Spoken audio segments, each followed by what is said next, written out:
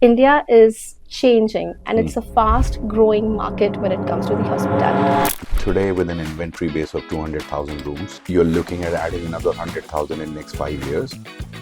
India today, occupancy for hotel industry, branded hotels is almost at 68%. So how the growth potential comes across for the mid-market segment in India? You always say if you want to have great body, you need to have great core. I think that's a great core in my opinion. A lot of global consolidation is happening. The ADRs are going up. Is it because there is a deficit between demand and supply? Let's break it down into big metro markets first, where the ADRs are growing the fastest.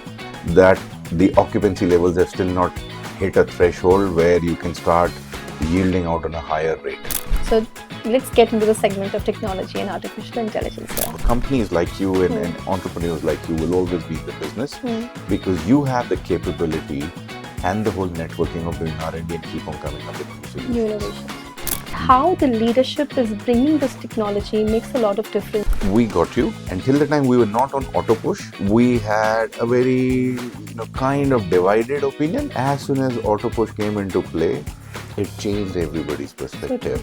And that's what technology is doing. So what is the price of sustainability? Sustainability is absolutely important. Because it starts from the talent, ends at talent. Whether it means that work-life balance or whether it means giving them a hybrid model if it permits, I think those are super important things.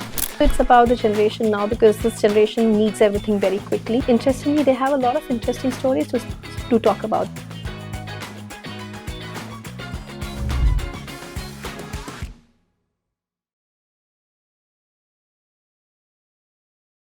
Welcome back to the Road Ahead Talk Show, the podcast where we talk to the visionaries who are building and shaping the future which is ever evolving in terms of business, innovations, and technology. Today, we are joined by none other than Jatin Khanna. He is the architect of modern hospitality.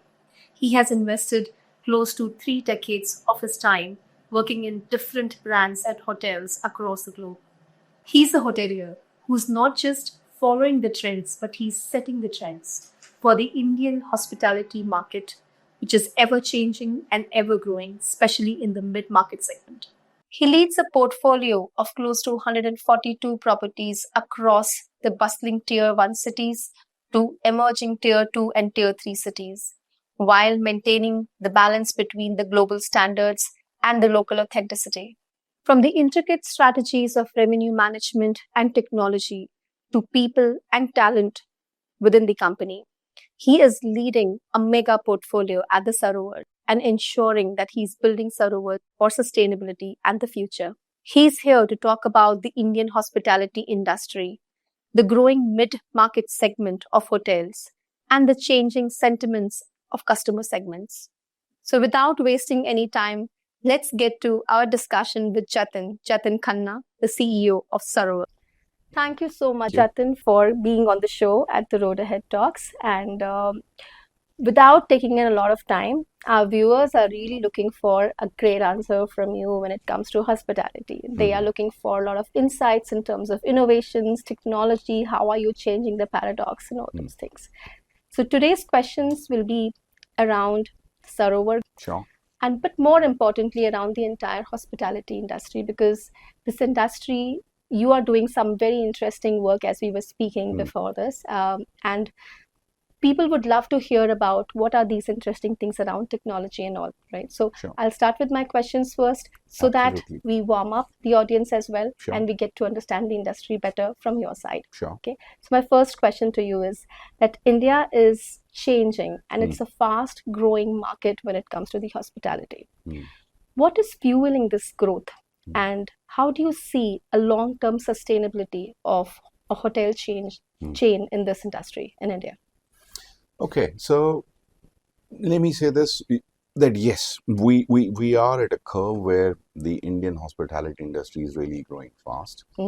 Today, with an inventory base of 200,000 rooms, you're looking at adding another 100,000 in next 5 years, which is absolutely great. We a jump of almost 50% over the base today.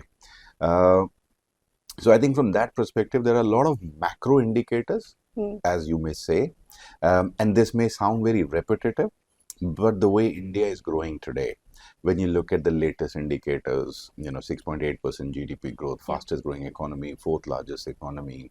When you look at the whole infrastructure improvement, whether it's the airports, whether it's the road connectivity, today we have the second or the third largest, national highways and state highway, connectivity in the world. So I think from those perspective, it is obviously great science. But let me break it down and tell you what's really happening. This is actually the first time where the domestic consumption is at its highest. Now there are pretty good reasons, and I don't want to talk too much about COVID because that's really too much in past. But what has really happened is that India today occupancy for hotel industry, branded hotels, is almost at 68%. Okay, which is probably the highest whatever we remember from. Now, where is this coming from? Majority is domestic consumption. When you look at it, so why?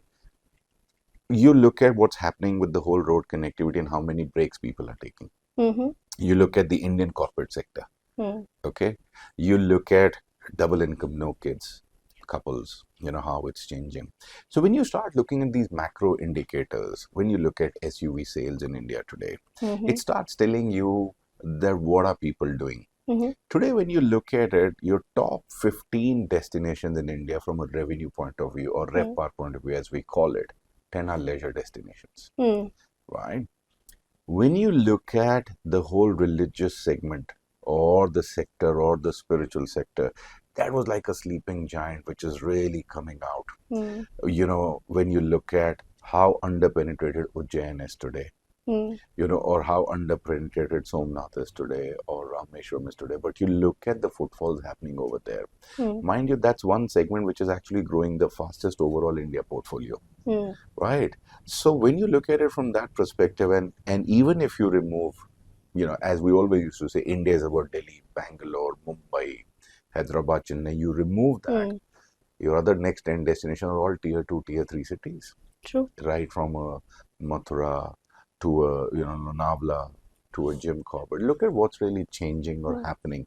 So I think when you look at those big and you start kind of superpopulating them on the local destinations, you'll start getting the answer as to we are at the right time. Despite whatever has happened in this year with geopolitical tensions, with the whole economic stuff happening on the trade war and all that stuff, we're still holding on. And the best part about hotel industry today is that it has matured post-COVID when it comes to how you do business. To your answer, to your question, how are we going to sustain? Look, anything which is growing fast also requires patience because you'll always have certain blips coming in, right? Let's take May, June, North India suffered. Kashmir is yet to come back. But when you look at North India, if you remove Punjab and Kashmir, Delhi is thriving. You'll always have some, weather conditions or climate, which is really hampering Himachal and Uttarakhand from the past couple of years. But you remove these 2-3 months and you will start seeing some uptick coming back. When you look at Kashmir, or even when you look at Srinagar, post pre-Pahalgam attack to what today it is, 60% business is almost recovering. So these are great telltale signs to say that how the industry is maturing as to earlier years. And the best part is occupancy holding, but rates are growing, which is a great indicator, which really means that there is an appetite for that consumption. But obviously, hotels have to keep on upping their game when it comes to delivering great value for their guests, whether it's experience-led, product-led, or whatever. Now, let's specifically focus on the mid-segment of hotels. As you said, the customers' preferences are changing. So when somebody is going for a pilgrim as well, earlier people might live in dharamshalas. Yeah, absolutely. But now the kind of segment which has changed, they want to have a luxury there as well. Sure. Some good living, they want to go with their families. So the mid-market segment in India is changing. What is your take on it? How is this going to be evolving? And what kind of, so operators like you, how should you be anticipating and preparing for this change in the future as well? Because while certain things have started to change after COVID, there is a lot that needs to be happening now. Hmm. So how the growth potential comes across for the mid-market segment in India? So let me reply to you in three parts. Let me first give you a global view. When you look at the big international players, you get into Marriott, Hilton, Accor, some of those big names, you will see that 75 to 85% of their portfolio is in mid-market. True. Right? You translate that to India, how India is changing. And when you look at somebody like us, today Sarovar operates 142 hotels in 87 destinations. And we're the fourth largest hotel company in India today when it comes to number of hotels. Number of keys roughly around 11,000 because we run small hotels, 76 keys per hotel. Now, when you look at that perspective, you really say that this is what we've achieved in 3 decades. Our company is 31 years old. Okay. And when you look at what's happening today in tier 2, tier 3 cities, 55% of the new signings are all happening in tier 2, tier 3 cities. Right? These are the newer markets. Why? Because one, hotel industry is maturing. Newer destinations are coming. First time owners want to invest, but they want to invest in their local geography. Investing in bigger cities, especially at land, cost, starts making the projects really, really costly. So you start looking at these projects in a very different way, more as real business with ROIs, and then you start seeing a difference, which is what is really happening in mid-market today. When you look at destinations which are coming up on map, now, if you go to Ranchi, or if you go to Jabalpur, or if you go to Rajahmundry, or if you are into these smaller parts, you can't expect a luxury hotel at this point of time. But the city demands good hotel, which will give them great, consistent, efficient, clean, brand standardized service. True. That's where people like us come into play. And the owners are super happy when they get return of their money. So I think from that perspective, I don't see mid-market going anywhere. In fact, I see mid-market as that strong belly. You always say if you want to have great body, you need to have great core. I think that's a great core in my opinion, which will always stay and will keep on growing. Wonderful. Now coming back to the point of luxury, India, a lot of global consolidation is happening. Giants from the international markets are investing in India. And there are also Indian hotel chains which are there. So how do you think this partnership is going to work out? What kind of future? So there are many people from these Indian hotel chains who will be viewing this podcast.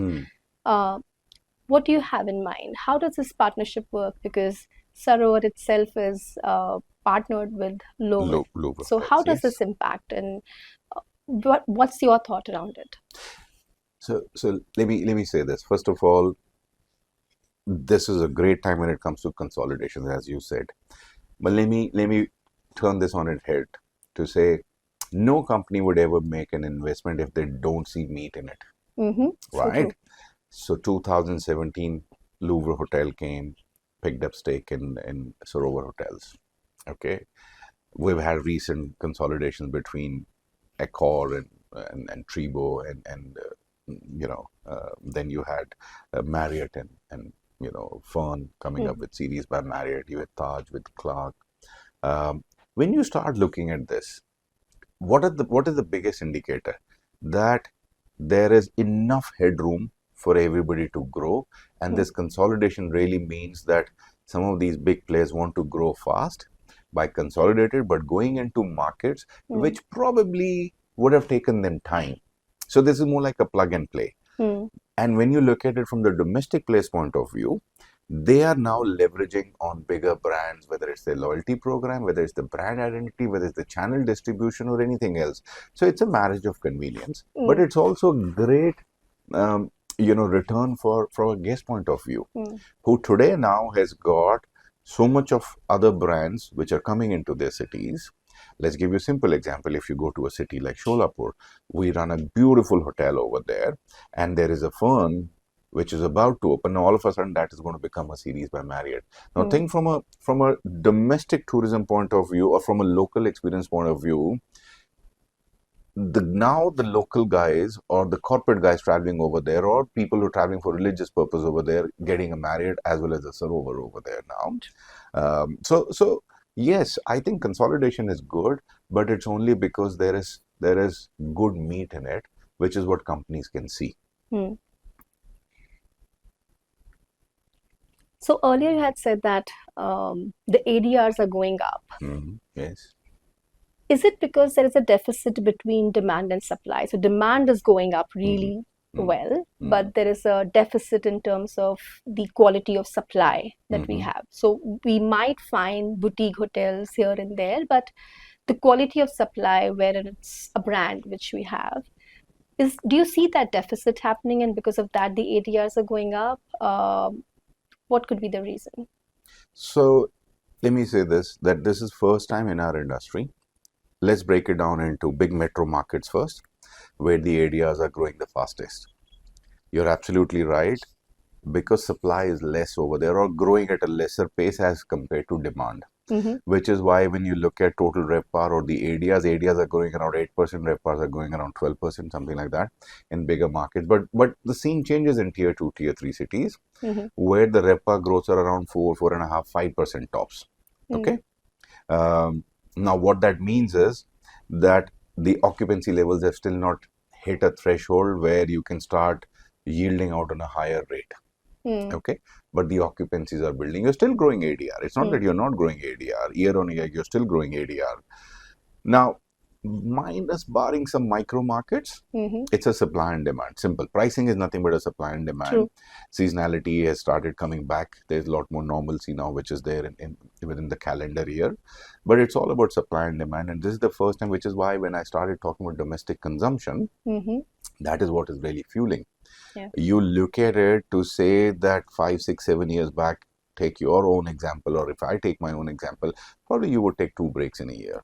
Today that has gone to 4, 5, 6 with those long weekend breaks. Right?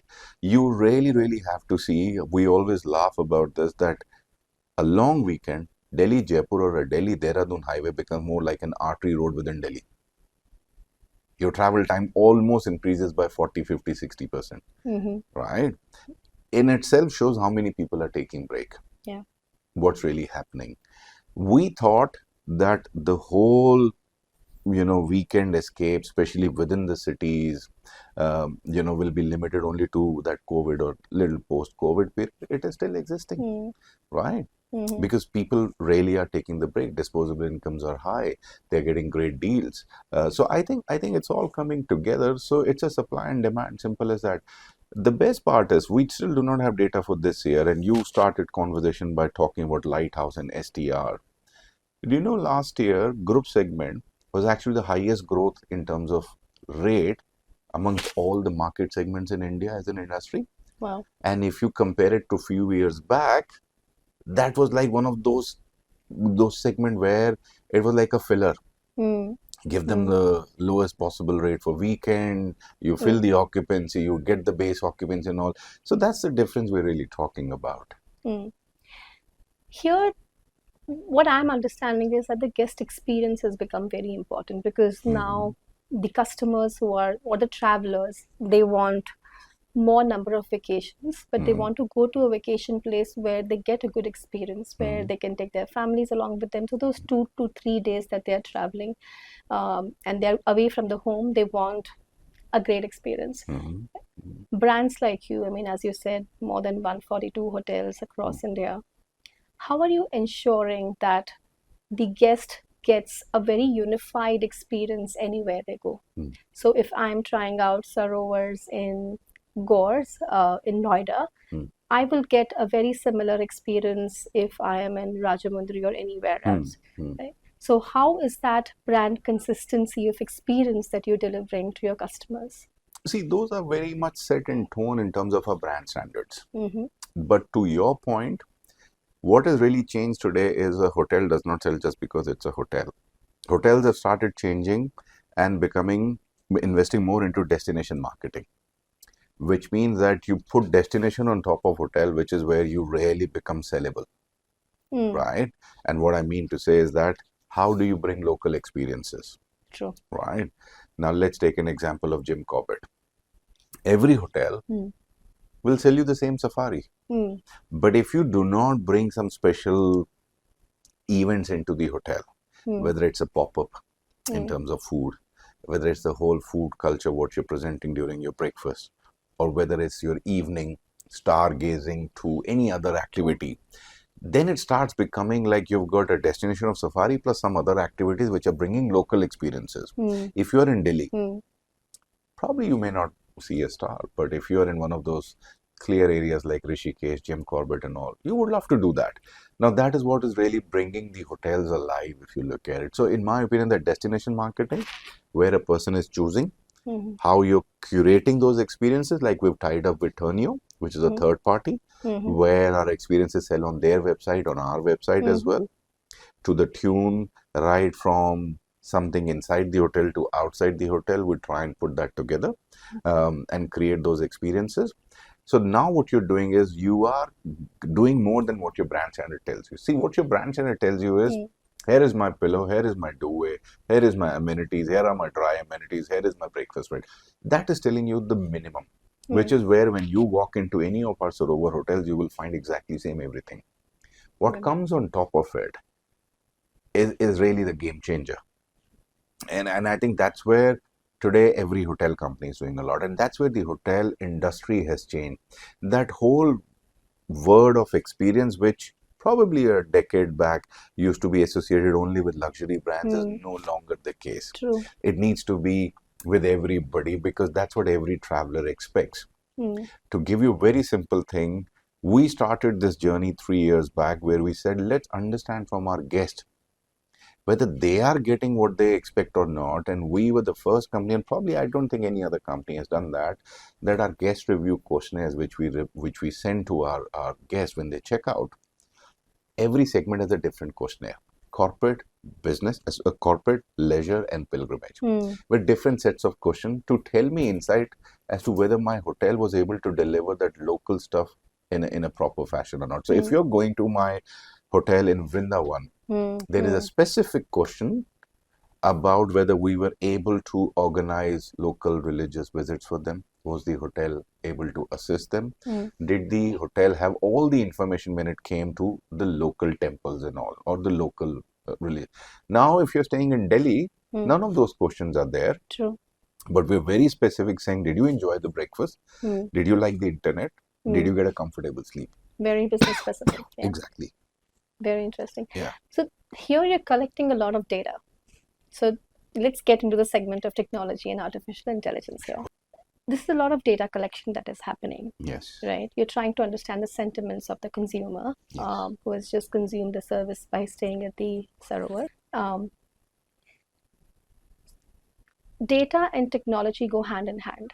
There is a lot that can happen through using that data and then pulling out intelligence from it, and technology making it happen for you so that it becomes like a seamless journey where your people can also take decisions after that. So how are you using data, technology, and now the buzzword in the industry, as everybody calls, the artificial intelligence? How are you making it happen at Sarovar? And what are some of the key points which others can learn from here as a best practice? So look, the best part about sometimes being a small company is that a lot of decisions at our level can be taken fast. So we use a lot of this data for our marketing or retargeting or pre-opening hotels, which can help us in ramp up and all. Now, the best part about all this is, and I don't know if a lot of companies do this, that we started tracking whether it's really helpful or not. 24% of my client base is repeat. That's a big number. Absolutely. It is a big number, which gives me a lot of confidence on our brand as to what we've been able to build. And thanks to, late Mr. Madhok and Ajay, what they built over these 31 years within the mid-market segment. So I think that data is today really fueling my occupancies. And when I look at it, and when we say, listen, industry average occupancy 68%, last year we closed around 69.5%, which only means that there probably maybe some players were above me, but a lot of players below me because I'm above the industry average. So that is really helping me. And that's where the whole confidence comes, that you now start putting technology. You've already built a solid brand with a solid database, which is really believing in your brand. Now you put technology on top of it, and now you amplifying, whether on the rate part, whether on the occupancy part, whether going to newer destinations.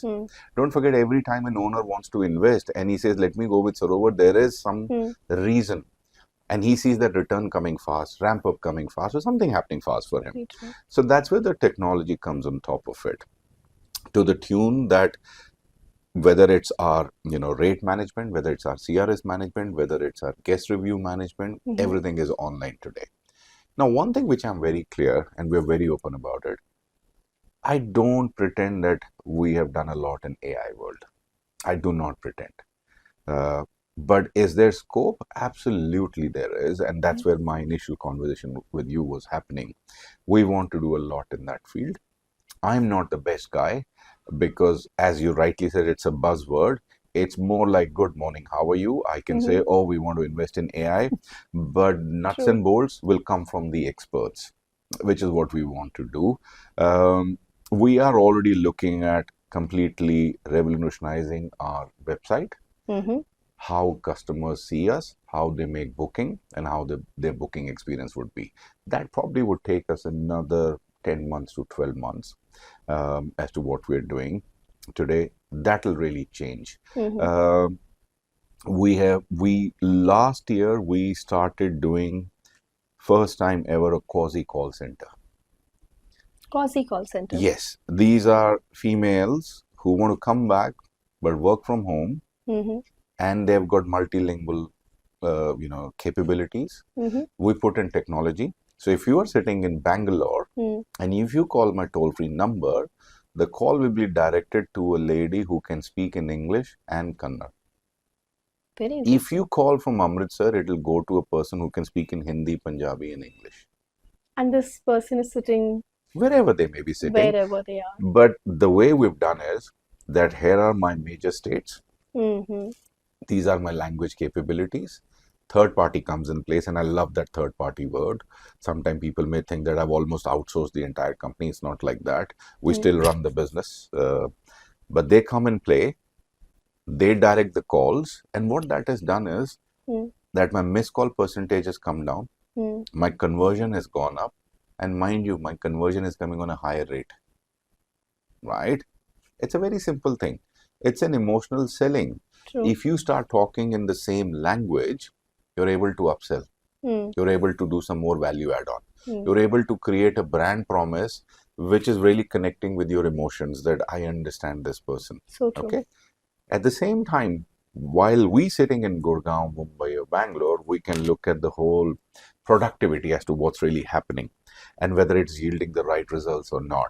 So this is another part of technology. Now, why I mentioned this is that we said, listen, this is great, but these people can only work from 8 in the morning till 8 in the night. What do I do other time? And we realized that there was literally 20-30% call traffic which was coming post 8 o'clock in the night till 8 in the morning. And we said, we can't find human capital for this. So third party came back and said, we will create your chatbot, but a humanized version. And we are right now in test phase. Very interesting. To the tune that the language capabilities are 4 right now. And we're super happy that if we're able to do that. Now again, please understand, it is not a revenue generation model between 8 in the night till 8 in the morning. But it's about connecting with our guest, and they're connecting with a brand where we're saying we're available to you every time. 24/7. Right. Now, obviously, that is an investment which we're putting together in that. True. So that's how technology is really changing. But we are very clear when it comes to technology or AI solutions, we're cherry picking. What will really work? Don't forget, we are a mid-market company. Yes, today we operate 142 hotels, but we need to be very conscious of how we spend money because we need the best return on our buck employed. So true. And that's what we are doing. We're not going to go into 10 different directions. We're not going to run. We're very, very clear. But we will keep on investing and keep on growing with some of those like-minded partners who really want to, it's like I always say this, even after 31 years, we are a little bit in a startup phase. We do a lot of experiments, and I love that part. So true. It's a new thing. Around 10, 15 days back, I told my team, they came up with some idea and they wanted to do some POC. And for the first time, I said, hold on. Once I'm back in office, I want to know how many POCs are running today because I think kind of a lot of places, and I want to just now kind of formalize it. Yeah. And we started laughing that yes, it's true that there's a lot happening. So those are the things which I can tell you on technology front, but there's a long way for us to go in AI. And you will see a lot coming in next 12 to 18 months. So true. Right from our website to how guests buy us to how guests experience us. So here, while people talk about artificial intelligence, and you're very, very candid in saying that, you know what, cannot build everything in-house. You need to have strong partnerships Yes. with the organizations who have the same amount of junoon as you do, Yes. and should be able to deliver to that junoon level, right? While we do that, you also need a very strong talent at your place, Yes. right? And they need to be in the right mindset because many a times people feel that technology is going to be taking away my job. But how the leadership is bringing this technology makes a lot of difference, the kind of mindset that you set. So what is your take on that? Because I have myself experienced Sarovar and the team, and the way they are agile in terms of adopting to new technologies. Something brilliant is genuinely happening at your side where you're ensuring that the minds of people is fully tuned towards tech technology. So how are you doing it? Look, thank you for that compliment. I think this whole thing goes to our team.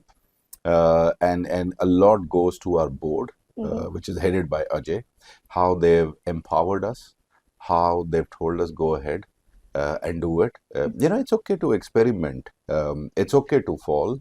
And it may sound very cliche, it may sound very bookish, but I'll give you another insight. As you said, technology, human capital, and I think we've covered it, but I'll still say, at the sound of sounding repetitive, 3 months back, 4 months back, our top guy left, who was our chief technology officer. We had to go out and hire. And I'll tell you, the best part about sometime being in smaller teams is that you don't need to be everything to everybody. You got to listen to people. And we said, let's advertise. But then our vice president HR came and said, I've got an idea. I said, go ahead.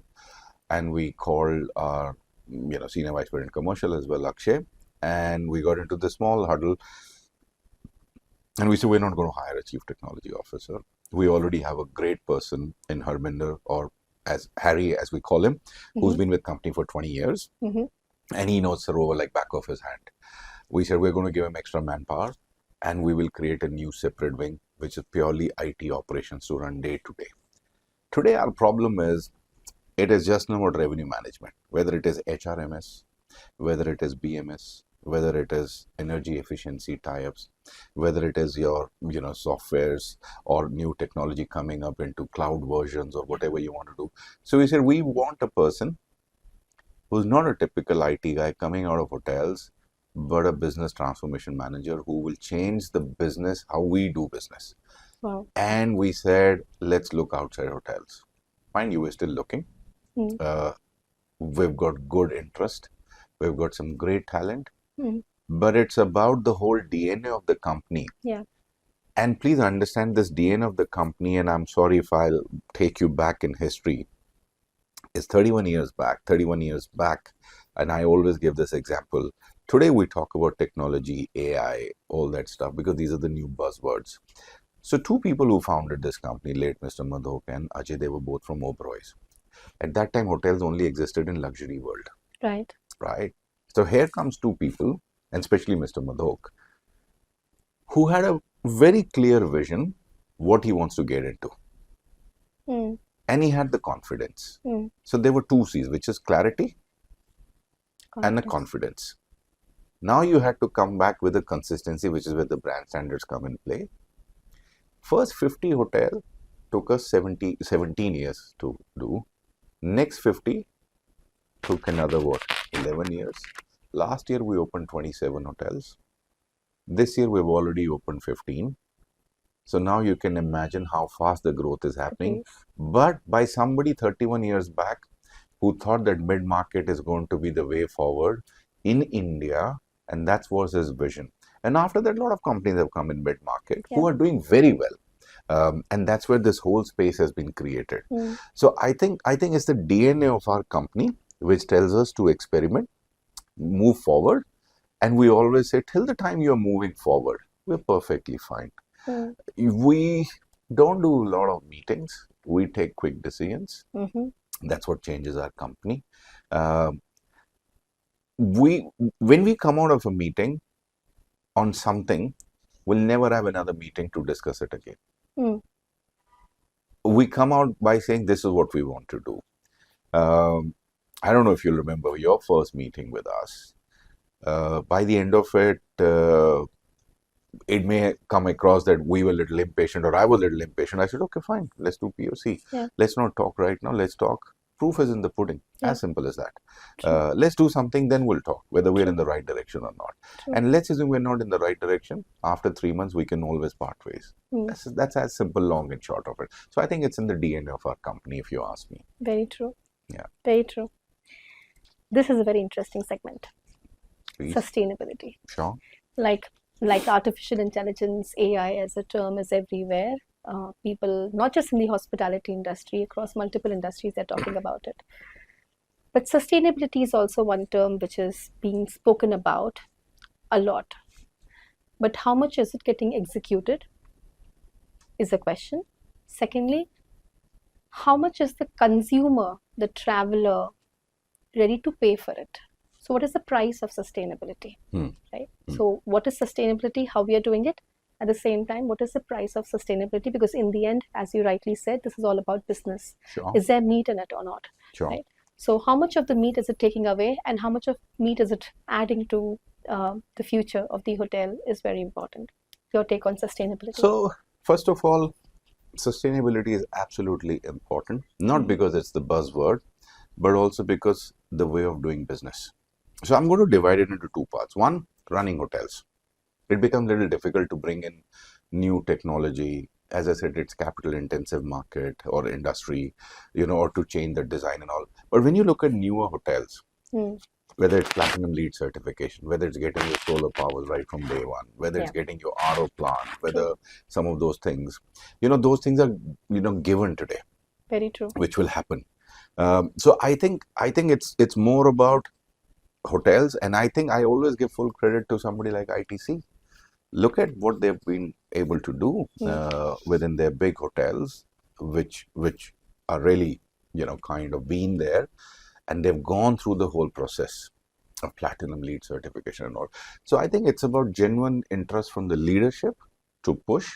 Like today, we have very strict sustainability scorecards, okay, which are in line with WTTC. Right. So we want to make sure that we're taking the right steps. Now, to your question about how much are guests paying for it, let me also be very candid. There is no data or report which can give you this. In fact, my reverse question to you would be, can you provide us with that, which can help us build a great business case to say, I'll give you a simple example. 10, 15 years back, everybody used to say, top 5 hotels in a city on TripAdvisor draw 10% higher ADR than their competition. Now, that data is not coming from hotel. That data is coming out of TripAdvisor. True that. Right. So, somebody has to give that. If you ask me as a company, RFPs are asking you for that. But it's not from today. It's been now for years and years where they ask you for your carbon footprint, all that stuff. It's been there for years and years. Okay.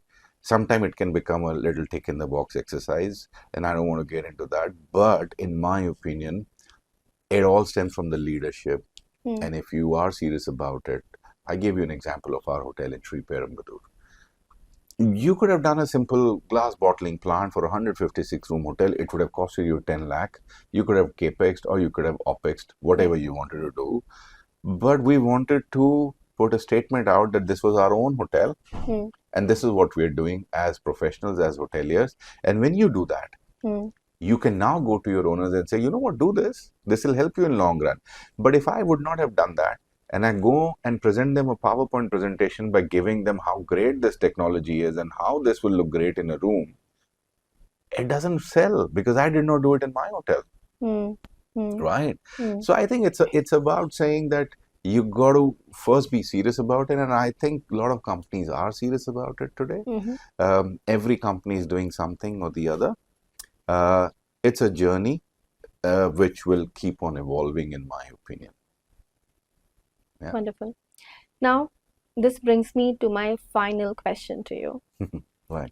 Again, because it starts from the talent, ends at talent. Sure. Okay. Talent retention is a big problem in this industry. Yes. So let's say quality of talent. So there are different types of people who get into the hospitality industry. There are some who are very bright.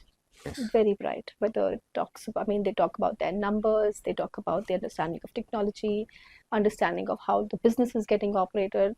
They are visionaries, they are thinkers, great talent. But it's very difficult for many organizations to retain the talent that is there. And it's a very small industry.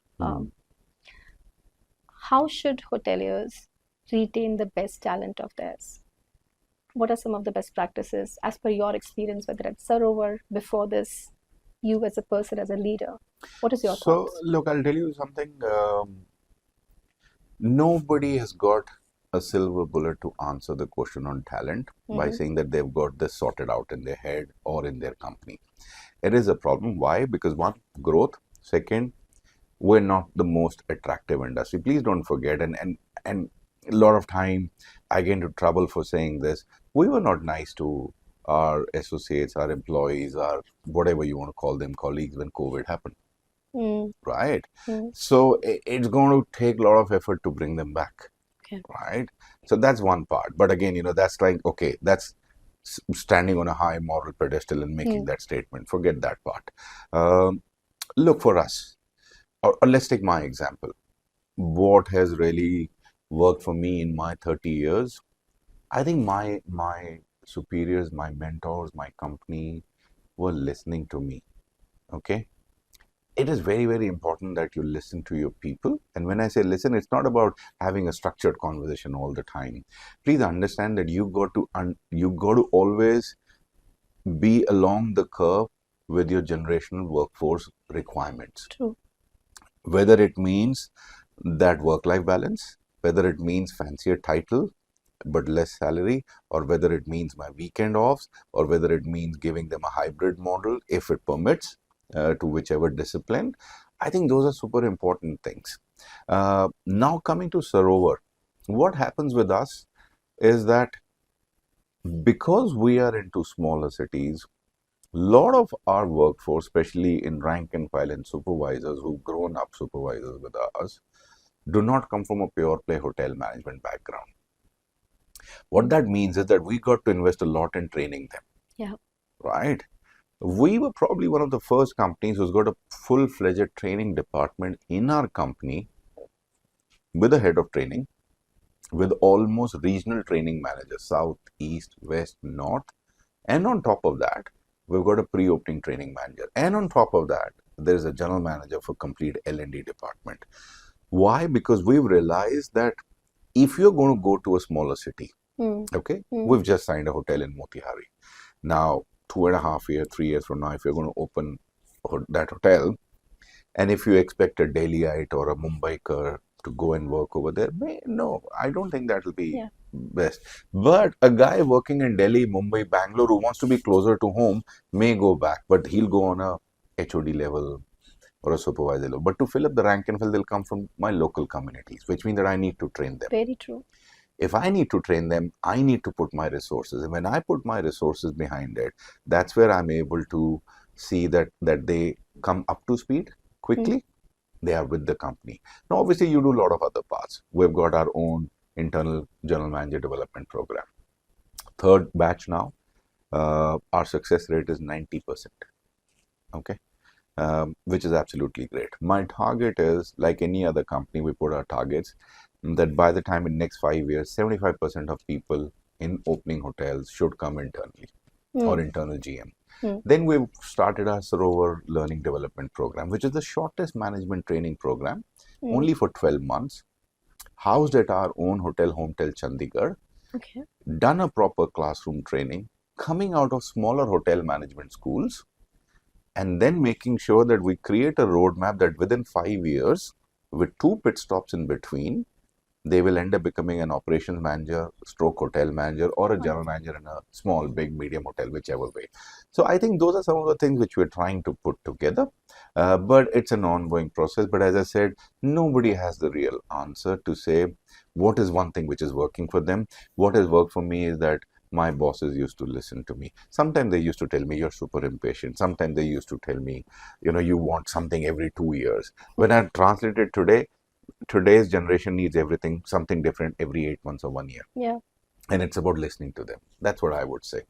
Wonderful. That's a very, very interesting thought. And I think so it's about the generation now, because this generation needs everything very quickly, very fast, and they want people to listen to them. Instant gratification. And interestingly, they have a lot of interesting stories to talk about. They have a very interesting viewpoint as well. And that's the reason that the communication that happens from down to up has become very meaningful. Yes, now. Absolutely. Great. With that thought, thank you so much for sparing your time and giving so many interesting insights to everyone. Thank you. I have one last segment which is still remaining, which is called the rapid fire.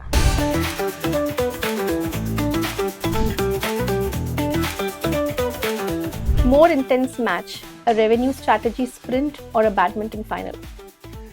Badminton final.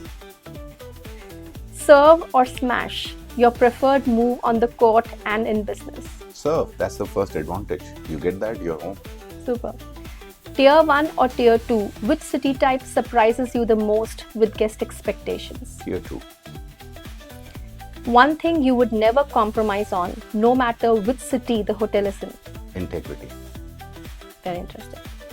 What's harder, maintaining brand consistency or decoding regional guest behavior? Decoding regional guest behavior. Local hiring, genius move or operational headache? It's something which is pretty much part of our culture as to how you want to operate. So it has to be a genius move. It's an automatic move over the years. Initially, it would have been a genius move, but now it's an automatic move. One signal that instantly tells you a market is ready for a new hotel? Make my trip. Seasonality, sentiment, or competitor rates? What's your favorite pricing compass? So for me, it's sentiment. I am always aware of competition, but I don't follow them or try and take a lead. You've got to be aware of them, but that should not dictate what you're trying to do. Super. What's your gut test for knowing when a price feels right? Give it a try. If Sarovar could launch in any spiritual destination tomorrow, where would you go first? Ujjain. Very interesting. Thank you so much, Jatin, for being so patient with us, and especially with the rapid fire, brilliant answers. And I'm sure there are many people, you're having some answers of your own. Please feel free to write in the comment box or send out an email to us. Looking forward to hearing from you. Thank you so much. Thank you. Thank you. Thanks a lot.